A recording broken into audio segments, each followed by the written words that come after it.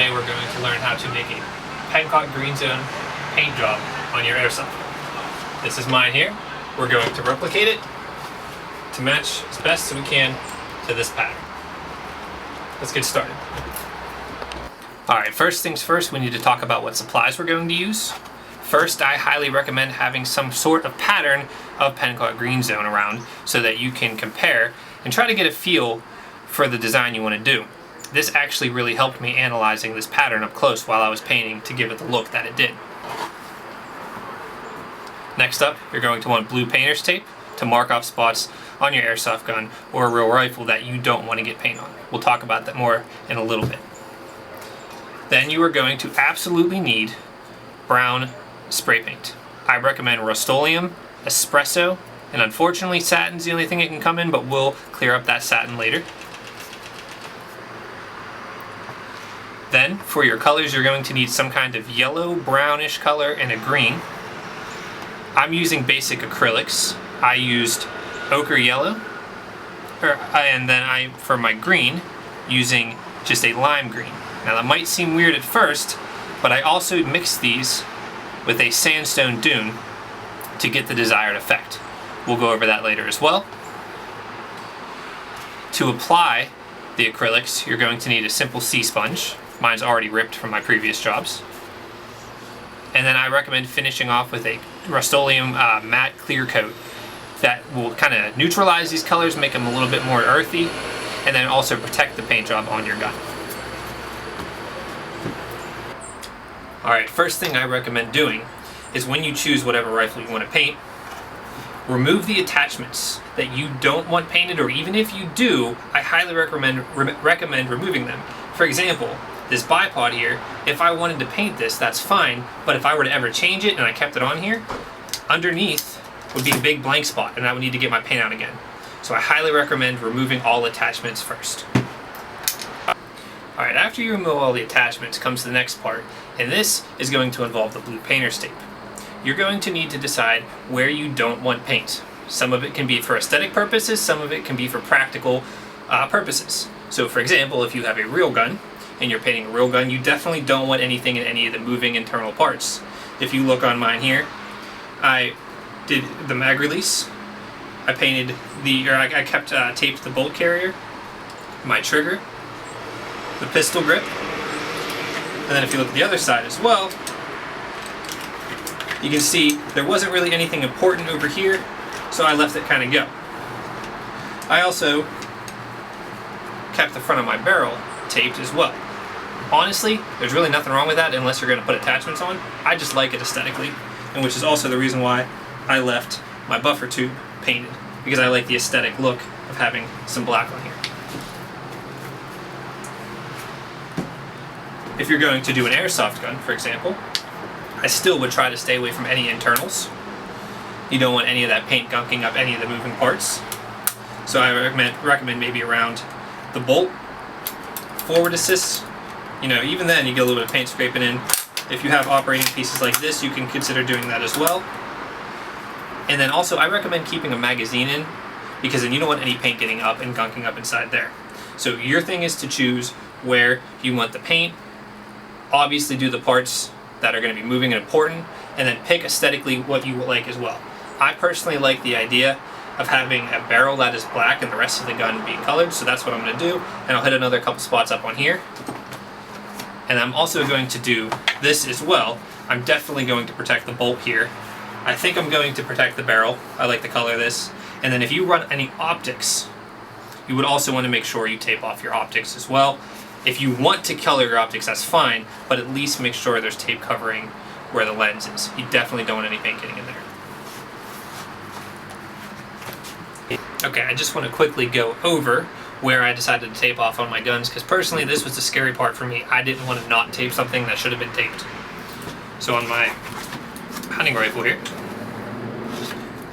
I covered my entire scope, my bolt, my trigger, and the barrel. Truthfully, the barrel, you know, the paint would have got cooked off it anyway, but I like the aesthetic of having a black barrel and having the Pencott throughout. Even some little polish points here I taped as well. On my airsoft gun here, I decided I wanted to paint the suppressor. So I took some paint and just stuck it down the barrel and by the threads. That way you don't have any like performance issues or attaching issues. I covered off the exposed part of the barrel. I actually went in, this is important, covered off the electronics as well, so there's no chance of anything getting in there. I covered my trigger. I covered my grip, mainly because I just don't like the feel of having paint on my hand. And then I'm probably going to leave the rest of this as it is. If you want to do something with the stock, you can always take the stock off. I'm keeping my dust cover closed, so that way it doesn't get into any electronics. This should be a tight enough seal. And then the fire select should work just fine. I wouldn't worry too much about that as long as you don't overdo the paint and let it seep in. Alright, so after I'm done with that, what I'm going to do is I'm going to close everything back up. And I'm going to get started. My bipod as well, I'm going to probably keep black, but here's the thing. It's better to paint less than paint more. If I decide I want to change this later, I can do it. But if I'm not sure about it right now, I'll set it off to the side, put it on, see how I feel about it later. Alright, so first things first, you are going to take your espresso brown, and you're going to just put a nice coat over the guns. You don't want to overdo it. Little passes are nice. I'm going to move one of these off the table and do one at a time.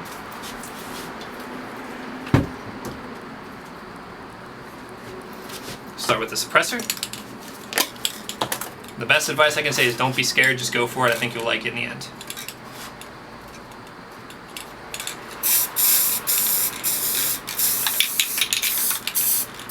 Now, if you're like me, you don't have the luxury to be able to hang this up anywhere. So sometimes you just got to paint one side and wait. So what I'll do is I'll paint this, let it dry. It says it's dry to touch in about 20 minutes. That seems to usually work for me. So I'll let that hang out here and I'll work on this part now. So as you can see, I don't focus too much time, just a little bit. You can go back and make little corrections if you need to. But you'll see this brown, it'll really come out nice and brown for you.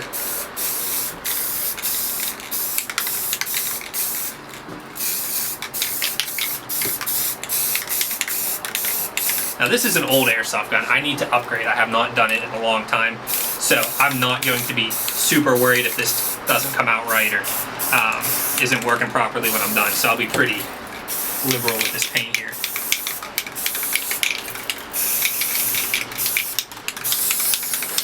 I've sprayed one side of each of these. I'm going to let them dry. I'll spray paint the other side and then I'll be back with the finished product and talk about doing the yellows, browns, and greens. Talk to you soon. Okay, so I have spent the night letting these dry. As you can see, I have the nice brown base coat on it. What I do want to talk about briefly is my analysis of the Pencott camo before we go ahead and get to painting with the yellows and greens and browns. So, if you look, you see a lot of green everywhere. But there's really not that much green. Like, it's spotty and it covers everything, but there's not a lot of it. What I did notice is there's a lot of browns and like the yellowish brown color in there.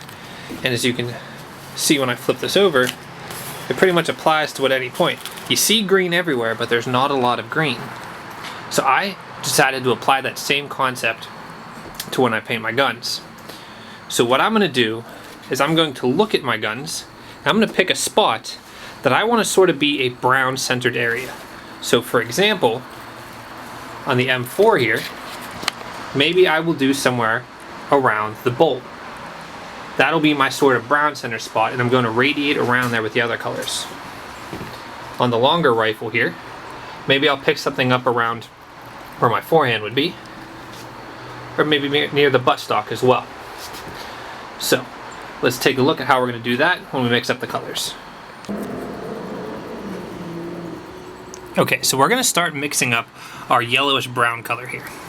So the first thing I'm going to do is I'm going to take my yellow ochre here. I'm going to put a nice big blob on, like I have a styrofoam plate here. Take that and plop it right on. Now I'm not going to lie to you, right now, just plain as what you can see here on this plate, kind of looks like mustard. So we're going to hopefully make that look more like this Pencott brownish yellow color over here. So what I'm going to do then is I'm going to take a little bit of my sand dune and I'm going to mix it in there to try to kind of flatten out the colors. Now it's not an exact science. If I had to say, I'd probably say for every 1 part this, maybe a 1/4 of this. And then what I also found out tends to work pretty well is to take a little bit of the lime green, just a little bit, and plop it in as well. Maybe half of what you did to the sandstone, and then mix this up.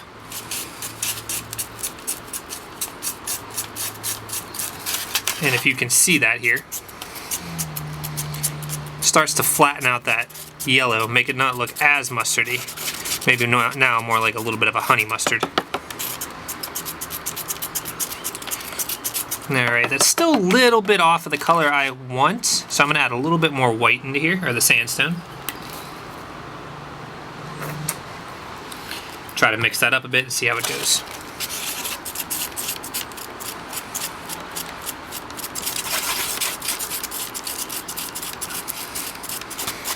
That's coming around pretty good. Now it might look weird on this camera due to the lighting I have, but we'll see it on the final product.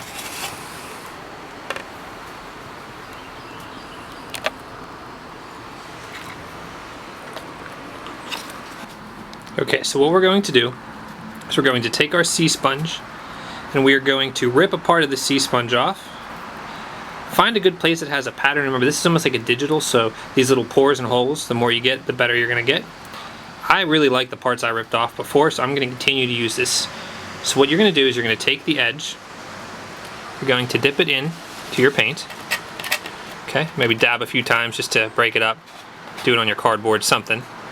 Okay, but make sure you get it all over because you want the varying pattern. And then, as I said before, I recommend picking a focal point. I'm going to start here in the center as a focal point, and I'm going to just put dabs of yellow of varying pressure around my focal point. So we'll do a heavy dab here, maybe another heavy one here, a couple light spots.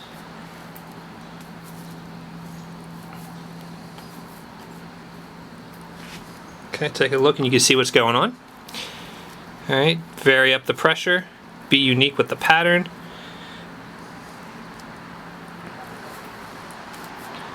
And just keep doing this where you see fit on the gun. Now try not to be too predictable. Alright, I can't really predict the Pencott pattern. So, you know, the more varying it is, the better I find out it to be. And then sometimes, just so you know, you can take some real light dots and just fill them in the middle, and it'll give it a nice little effect. So keep doing this process until you have your 1/2 of the gun covered. Make sure you account for all the different angles you're going to look at as well. So I'm going to put another focal point almost in a stripe up towards the front here.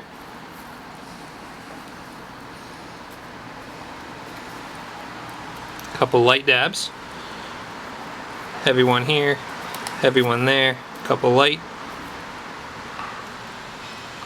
And I'm going to work my way around the back.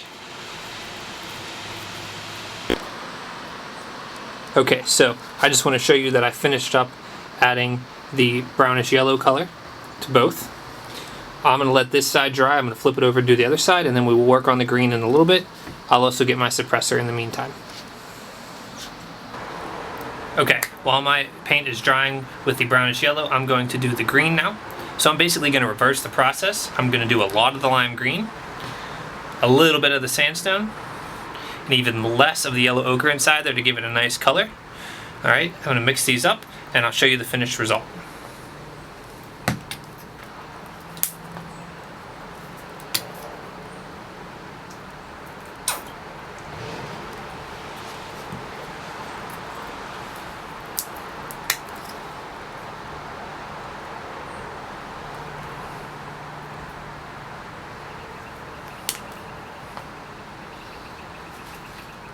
Now obviously you don't have to use the same colors or same proportions as me, but that's what makes it unique in your gun. You can quickly see how that's fading out into a nice color. And also, I want you to remember that if you wanted to get your gun to be exactly Pencott Greenzone, you should just go out and buy a vinyl or whatever, laminate, and put it all over the gun. But this is just to be used to break up your silhouette. You know, give you that split-second advantage before someone recognizes you while playing airsoft. So, it's, you know, just have fun with it. I wouldn't be too caught up in it being a precise color, but it does come out pretty darn good. So what we're gonna do is when that yellow is finished drying, which should be any minute now, we're going to put this green on. You're good. Okay, so now we're gonna put the green on. And what I can say about the green, advice for this is, like I said, there's green everywhere, but there's not a lot of green. So follow the pattern of the yellow. Blend the yellow with the brown by using the green. Okay, and do vary pressures and stuff again. So I'm gonna start around the centered brown point, because remember the brown is also important, and kind of just dab around some heavy spots, some light spots, and just blend it in.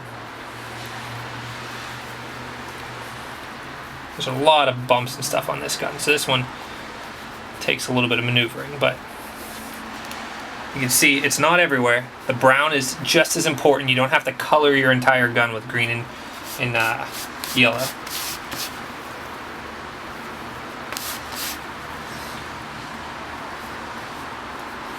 I'm basically just following the path of the yellow a little bit into the brown, and that seems to give me the desired effect I'm looking for. And just do it all over. Some spots just leave brown, some spots just leave yellow, like, you know, vary in your pattern. You're just trying to break up the outline here. And this is supposed to be your gun, so make it uniquely yours. You don't have to follow any set guidelines or anything like that. So that's not too bad. Take it back and look, see if there's anything that stands out to you, any spots that look really like, you know, you can see the silhouette of it perfectly. A little bit up there. And I'm liking it. I'm not going to mess with too much more than that. It's better to do less and add more later than it is to just clog it up in the first spot. So I'm going to flip this over, finish the suppressor, let it dry, and then I'll show you the finished product. I almost forgot. Make sure after you get your paint, you let it dry. You're going to put a light coat of the matte clear Rust-Oleum finish over it. That'll mute some of these colors out and give it a nice protective finish. So I'm just going to show you briefly real quick. Just nice and light. Seal in all that paint that you worked so hard to put on here. And you'll see pretty quickly the color change. Make sure you do this outside though, because wow, does it smell.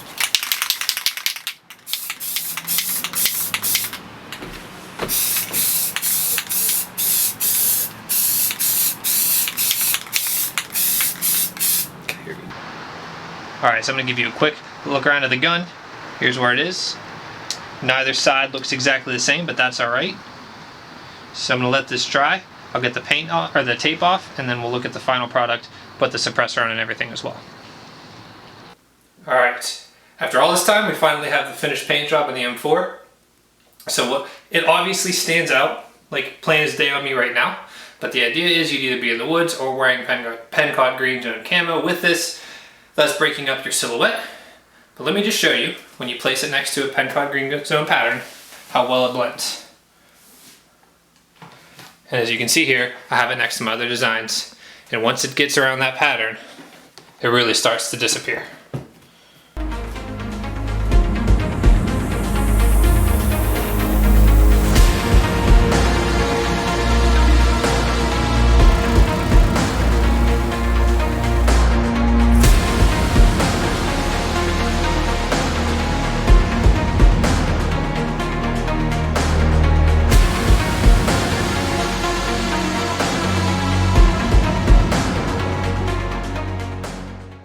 Thank you for watching. I hope you enjoyed it. If you have any questions, you can follow me on Instagram at tacticAL.